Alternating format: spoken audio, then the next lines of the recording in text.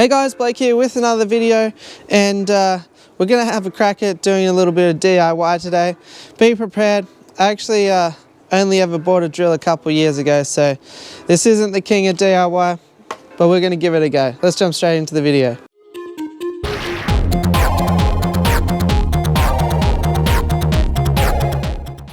Alright, so what happened here, the story, you can see right there I've got a 3-foot tank, and just inside the door there's another one. Good mate Marcus actually reached out and said, I've got a free 3-foot, do you want it? And pretty much at this point I'm a fish tank hoarder, so you know I'm not going to turn down a free 3-foot tank. Trouble is that I don't really have any room left, so it's been sitting in the middle of the fish room for so long and we can't have that. So I figure it's as good a time as any to have a crack at building a 3-tier rack, and we'll stick a bunch of 3-foot tanks on it. So what I've done so far, so the first thing I did was actually drew it out here, so not sure if you're going to be able to read that. It's just important to know how much timber and stuff you're going to need and just get a better idea of how the build's going to go together. So just to save time, I've got my drop saw out and we've chopped up all the wood here, so it's all chopped up ready to go, but we're just going to put it together.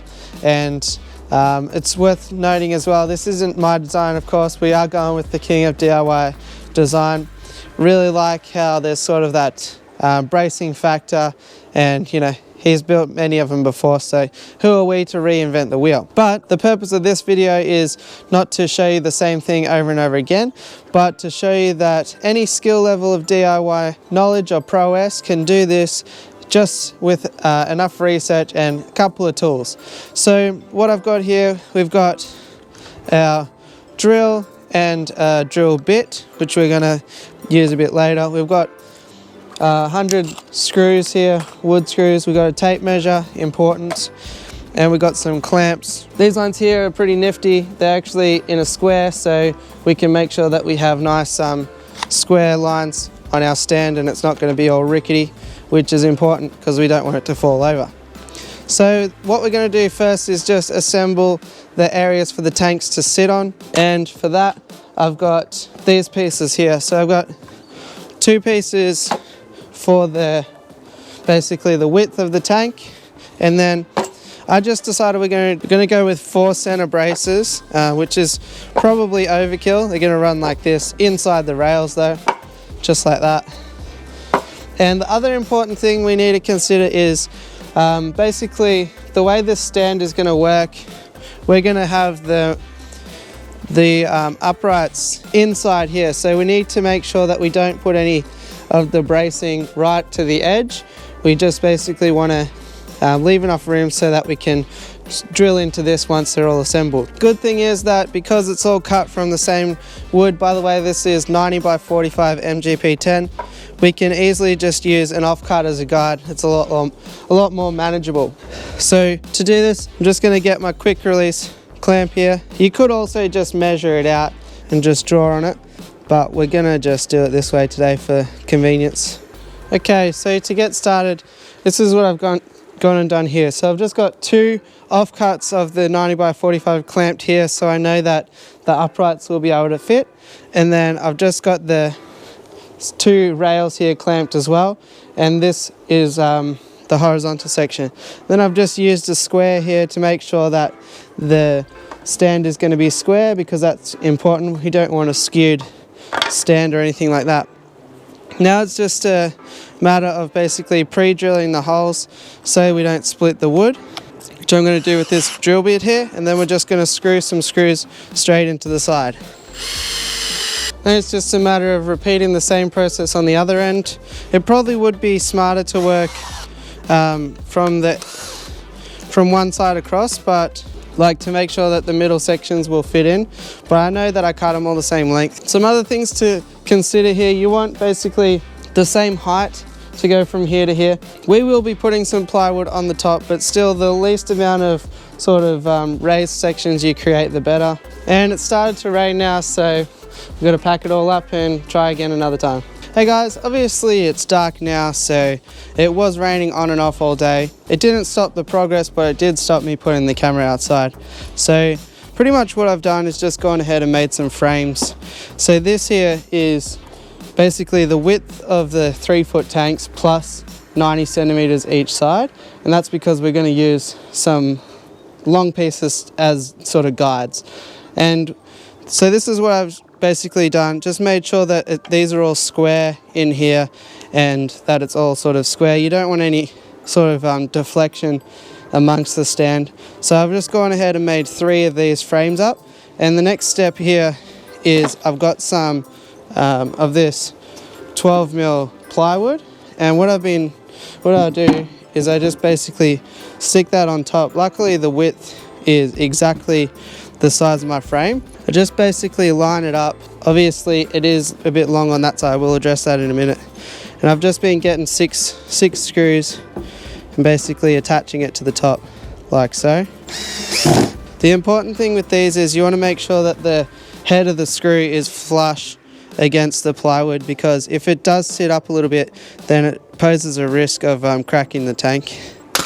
Okay, and then once the plywood is attached to the top, I just flip it over.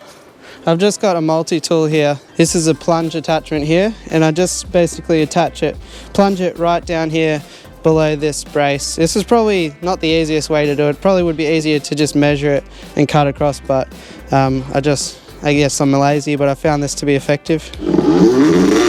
Then once I've cut all the way underneath, I just basically flip it over and carefully follow the line. Then once it's cut enough, you can just snap it off the end. Then I just give it a light sand. After that, you just replicate the process 2 more times and you should have 3 of these tiers. You can make it obviously as tall or as short as you want. You don't have to do 3, but this is basically where the tanks are going to sit. So because we've got this overhang here, I've cut these lengths of 90 by 45 here to the height that I want. I don't want the tanks to be any higher than this, which that's pretty high as it is. But you just measure it out from the height of your tanks and then how much working room you want, times it by 3, keeping in mind that you need to leave 90 centimeters or 4 inches depending on how thick your timber is. Then it's just a matter really of sticking these up on the side, and we'll just screw into there from here. And we have another little trick after that so that the screws aren't the only thing holding these tanks up. But what I'll go ahead and do now is just attach all of these 3 platforms to the uprights.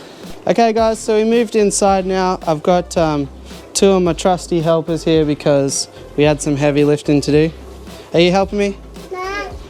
Well, Tom's not. Are you helping me? You are. You're the best helper.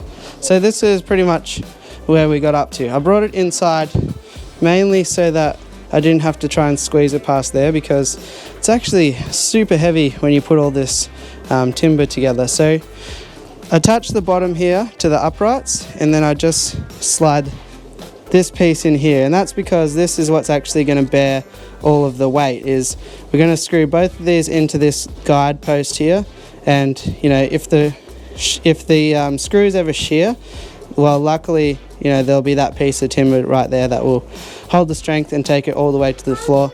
So it's going to be very, very sturdy. So what I'm going to do now is go ahead, and that's already attached to the bottom, but I'm going to attach these 2 load bearing sections here. Going to attach that, and we'll keep building up, put the 3rd one up the top, and should be good. So I'll go ahead and... I got some for you, Dad. Oh, thanks. I need that.